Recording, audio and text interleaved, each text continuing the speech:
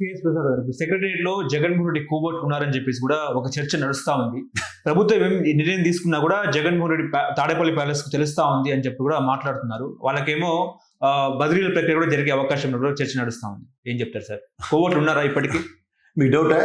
Last టైంలో GO ఇంకా రాకమునిపై stay ఆర్డర్లు తెచ్చుకున్నాడు. అప్పుడు కోర్టులు మీకు ఉన్నారా? జ్ఞాపకం? ఆ టెన్యూర్ అంతా స్టేల మీదే కదా, జీవోలన్నీ స్టేలే కదా, స్టాండ్ స్టిల్ స్టేల్ అదే కదా. సరే, ప్రభుత్వంలో పనిచేస్తున్నాడు, ఈ ప్రభుత్వంకి షరతులు వహించకుండా జగన్మోహన్ రెడ్డి గారి ప్రవచనాలు చెప్పుకుంటాడని కాలక్షేపం చేస్తాడు. మళ్ళీ అనమాట ఈ టెన్యూర్ 5 ఏళ్ళు బతకాలా బతకక్కర్లేదా? ఏంటగా గొడుగు పట్టేయాలే సెక్రటరియట్లో పనిచేసే ఎంప్లాయీస్, బ్యూరోక్రాట్స్. ఇదే చంద్రబాబు గారిని 14 నుంచి 19 ఈ బ్యూరోక్రాట్లే కదా మోసి కలెక్టర్ కాన్ఫరెన్స్లు అన్నీ చేసి 23 స్థానాలకు పరిమితం చేయలే. ఇదే కలెక్టర్లు, ఇదే సెక్రటరియట్ ఎంప్లాయీస్ వీళ్ళే కదా. ఇదే జగన్మోహన్ రెడ్డి 11 స్థానాలకు పరిమితం చేయలే. అవును, వీళ్ళని కాకుండా నిన్ను పిలిచాను డిస్కషన్ చేశారా చంద్రబాబు గారు కానీ జగన్మోహన్ రెడ్డి కానీ? లేదు. మరి ఈడట కోర్టట, ఈడే మంచోడట, ఈడే మంచి చేస్తాడు, మళ్ళీ ఎత్తు కూర్చోబెట్టాడు వీళ్ళని. మీరే ఆలోచించండి. జనరల్గా చంద్రబాబు గారు సూపర్ గవర్నమెంట్, ఆయనకే మాట్లాడదాం. 23 ఇచ్చి కూర్చోబెట్టారా లేదా ప్రజలు? జగన్మోహన్ రెడ్డి అంత సంక్షేమం అందుకున్నారు, అంత చేశారు. ఇదే బ్యూరోక్రాట్స్ వీళ్ళు చెప్పేవి కదా. ఆడ ఒకటి బయటికి వెళ్ళని ఇంటర్వ్యూలు ఎలాగిస్తారు. నేను 150 అడిగితే 1000 ఇచ్చాడు సార్, ఎలా కట్టాం స్కూళ్ళు? ఈ ఇంటర్వ్యూలో నేను చెప్తున్నా, ఐఏఎస్ ఆఫీసర్ చెప్తుండ్రా? ఐఏఎస్ ఆఫీసర్ చెప్తారు. మరి చెప్తుంటే మడతట్టేసి ఇదే అల్లే. సరే ఇలా చేస్తే ఇలా మడతడిపోతామని చెప్పిదే అల్లే. వీడికి నచ్చేమో ఒకలాగా, నచ్చపోతే వీడి కోర్టు. ఏంది వాళ్ళతో మీకు ఏం పని అండి? నాకు అర్థం కాదు. ఇలా పిలిచి ఈ స్కూల్లో ఇలా కట్టి తగలడండి, ఎంత ఖర్చు అవుతుంది ఇలా పని చేయి అంతే. ఆడితే చిరతలు వహించడం ఎందుకు బయటికి? వీళ్ళు బయటకు వచ్చి అది కోర్టు అని వీళ్ళు ఇంకో ప్రభుత్వాలు అపవాదం చేయడం ఎందుకు? ఓ పని చేయమండి సార్, అట్టు తిరిగేస్తారు కదా. అలాగా ప్రభుత్వం మారగానే మొత్తం ఈ స్టేట్లో ఉన్న వాళ్ళందరూ తెలంగాణలో ఉన్న వాళ్ళందరూ ఎక్కడికి రండి, లేకపోతే ఇక్కడ ఉన్న వాళ్ళందరూ బీఆర్ పోండి, అక్కడ ఉన్న వాళ్ళందరూ ఇక్కడ రండి. మళ్ళీ ఇది కావాలి, ఈ బెల్లం కావాలి, ఆ అల్లం కావాలి, ఈ మసాలా కావాలి.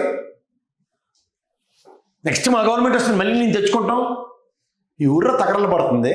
మేము ప్రభుత్వాన్ని ప్రజలు ఎన్నుకొని ఇస్తున్నారు. మీరు నచ్చిన డ్యాన్సులు మీరు కట్టి అపోదరండి. ఈ కోర్టు ఉన్నారట, నువ్వేమో రహస్యంగా ఈ ప్రజాస్వామ్యంలో రహస్యంగా చేసే పనులే ఉన్నాయి. దానికి దిక్కుమల కోర్టు ఆపరేషన్. దీనికి నాకు అర్థం కాదు. రహస్యంగా ఏముంటాయి ప్రజాస్వామ్యంలో చెప్పు? రహస్యంగా ఏ పని చేయవలసి వస్తుంది? ఇది నాకు చెప్తేనేటి. ఇవాళ ఉదాహరణకి ఓ డిసిషన్ తీసుకున్నారు, అలా వరుస వాడికి 99 పైసలకు ఉత్తిన ఇచ్చేద్దామని. ఎన్ని రోజులు దాస్తారు దాన్ని? ఉదాహరణకి నేను చెప్పేది బయటకు వస్తాడు జీవో చదవను. నీకైతే జీవో అక్కర్లే, మీ కెమెరామెన్కైతే జీవోతో సంబంధం లేదు. నువ్వు జర్నలిస్ట్ చదువుతావు కదా. రేపొద్దున ఆయన డౌట్, అదేంటండి ఇచ్చారు ఉత్తిన, నాకేంటి సార్ సెంటు భూమి కూడా ఇవ్వట్లేదని నేను అడిగాడు అనుకో, చూడబాబు ఈ జీవో ప్రకారమే ప్రసాద్ వస్తుంటే అడుగుతానని చెప్తారు చూడాలి.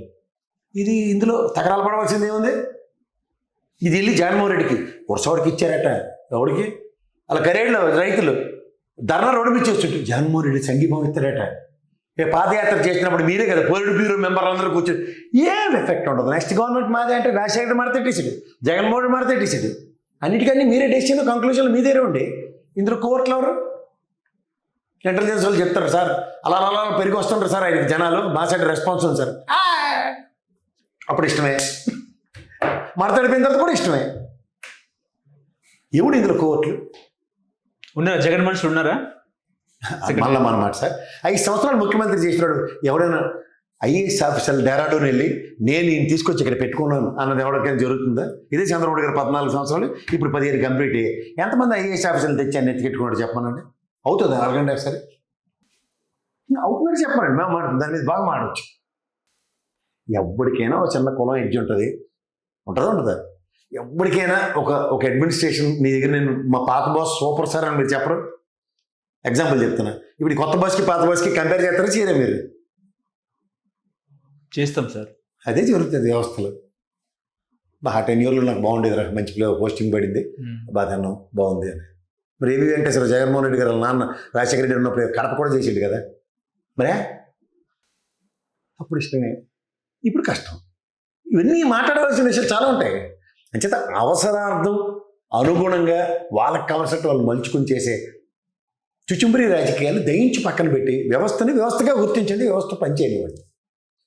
నువ్వు ఇచ్చి టాస్క్ డిప్లాయ్ చేసి తర్వాత వాడు పని చేసేవాడు వాడి దగ్గర నుంచి when you don't know how to extract అన్నప్పుడు ఎక్కడుంది అంటే సెక్యూరిటీ ల్యాబ్స్ని కోవర్ట్ ఉన్నాడు ఈ ఇన్ఫర్మేషన్ బయటకు వస్తున్నాడు అంటే ఇది కోవర్ట్ ఉన్నాడన్న విషయం ముందు ఎలా తెలిసింది? గతంలో కోవర్ట్ ఆపరేషన్లు ఏమైనా చేశారా? ప్రభుత్వ నిర్ణయాలు ఎప్పటికప్పుడు జగన్మోహన్ రెడ్డికి ఎట్లా తెలుస్తున్నాయి, ఆయన ఎట్లా ట్వీట్ చేస్తున్నారు? ప్రభుత్వం ఏంది, ప్రజాప్రభుత్వమా లేకపోతే గూఢచార వ్యవస్థ ఉందా? ప్రభుత్వ నిర్ణయాలు ప్రజలకు ఆమోదయోగ్యంగా ఉన్న వాటిల్లో ఇవాళ ప్రజల్లో కూడా జగన్మోహన్ రెడ్డే కదా. తెలిసి వచ్చిన వాటం ఏంటి? ఎందుకు తెలియకూడదు చెప్పండి సార్. ప్రభుత్వంలో కొన్ని సీక్రెట్స్ ఉంటాయి కాబట్టి సీక్రెట్ ఇంటెలిజెన్స్ కానీ సిఐఏ పని చేస్తారంటే మీరు సీక్రెట్ ఏముంటాయి సార్? మనం పలానా దగ్గర నుంచి అప్పు తేయడం, పలానా సంక్షేమం చేయడం, లేకపోతే పలానా బిల్డింగ్ కట్టడానికి, ఇవే కదా ఎగ్జిక్యూషన్స్ మీ దగ్గర. చాలా సింపుల్గా చెప్తున్నాను నేను, దానికి రాకెట్ సైన్స్ కాకుండా. ఈ విషయాల్లో ట్రాన్స్పరసీ కాకుండా ఈ ఇర్రెలవెంట్ సిచ్యువేషన్స్ ఎక్కడి నుంచి వస్తున్నాయి? అసలు అంతాకెందుకు సార్? టెండర్లు పిలిచారు మీరే, స్క్వేర్ ఫీట్కి ఎంత అవుతుందో లెక్క ఉంది.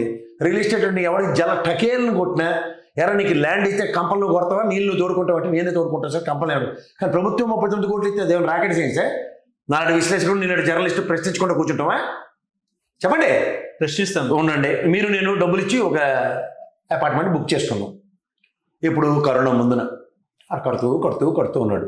కరోనా 2 సంవత్సరాలు వచ్చింది, కట్టలేపాం సార్, కూలి వాళ్ళు లేరు. తర్వాత వచ్చి కరోనా నుంచి కట్టలేపాం కాబట్టి ఇప్పుడు మీరు ఒక్కొక్కడు స్క్వేర్ ఫీట్కి ఎక్స్ట్రా 5,000 ఇవ్వండి కడతానంటాడే. అలాంటి మూచిపళ్ళు రాలిపోవు. రెండోది, ఎప్పుడైనా సరే నువ్వు పాత కాంట్రాక్ట్ రాడు, ఇంకో సంవత్సరం లేట్ అవుతుంది సార్ కట్టేసిస్తాను ఇది చెప్తారు. కానీ ఎక్కడైనా రేట్లు పెంచినాడు ఎవరిని చూపించి నాకు. మనం కూడా చిన్న వ్యాపారమే చేద్దాం. ఫస్ట్ పునాదిరాయి పడినప్పుడు అపార్ట్మెంట్ బుక్ చేసుకున్న రేటుకి, తర్వాత స్లాబులన్నీ అయిపోయి కొంచెం 3 ఫేస్ అయినప్పుడు రేటు పెరిగే ఉంటుంది కదా. అవును. అది మనకు లాభం వస్తుందా లేదా బిల్డర్కి లాభం వస్తుందా? మనకి లాభం వస్తుంది కదా. బిల్డర్ అదే రేటుకి కడుతున్నాడు, పెరిగిన రేటు మనం అమ్ముకుని 10 మనం సంపాదిస్తున్నాం. మరి ఇక్కడ అమరావతిలో కడుతున్న ఎల్ఎన్టీ వాడు కానీ, షాపూర్జీ పలంజీ వాడు కానీ, ఎన్సీసీ వాడు కానీ యాడ్ నుంచి రేట్లు తీసుకొచ్చి కొత్త ఇచ్చిన డ్రిల్కి నారాయణ గారు యదాన్ని పెట్టి ఇస్తున్నారు కదా 11,700 లెక్కన ఎంత? యాడ్ నుంచి వచ్చింది? ప్రాథమిక అంచనాలు పెరిగిన పోలవరంకి దిక్కుదివం లేదు, వాటికి ఆర్ఆర్ ప్యాకేజ్ తెచ్చుకుని దమ్ము దేరు లేదు. వీళ్ళకి మాత్రం రేట్లు పెంచేస్తారా? పైపు మొబలైజేషన్ అడ్వాన్సులు కూడా ఇచ్చేస్తారా? ఇది ఎక్కడ విడ్డూరం అండి. అదే సీక్రెట్స్ తెలుస్తా ఉందని చెప్పేసి కదా కోవర్ట్లో అని చెప్పి. అలా సీక్రెట్లు తెలియడం కాదు సార్. ఎవరన్నా నీకు టెండర్ వాల్యూ ఎంత పిలిచారో, ఎన్ని స్క్వేర్ ఫీట్లు లెక్క ఎడతానో ఆ నుంచి ఇక్కడ మనకు తెలియదు. టెండర్ రాష్ట్రంగా ఎందుకు ఇవ్వాల్సి వస్తుంది? నా డబ్బులా లేకపోతే 932 కోట్లు సంపాదించిన చంద్రబాబు గారి డబ్బులు ఎవరు ఇస్తున్నారా? చెప్పండి సార్. ప్రభుత్వ ఖజానా నుంచి ఇస్తున్నారు. ప్రభుత్వ ఖజానా నుంచి ఎక్స్చేంజర్కి నాకు మీకు జవాబు చెప్పకుండా ట్యాక్స్లు ఎరిమాలో కడతాం మనం. పోనీ వాళ్ళు చెప్పరు, రేపు పొద్దున బడ్జెట్లు పెట్టాలి కదా. ఇది ఎలా తయారైందంటే సార్, వ్యవస్థ మనకు అనుగుణంగా పనిచేస్తుందా లేదా అన్న దాని మీద ఈ రాజకీయ నాయకులు రాజకీయ చట్టంలో దాన్ని బిగించేస్తే ఇందులో ఎవరికి జవాబుదారీతనం అక్కర్లేదు అనుకున్న ప్రాతిపదికన ముందుకు వెళ్ళిపోదాం అనుకుంటే వెళ్ళిపోండి, ఏం పర్లేదు. ఓకే.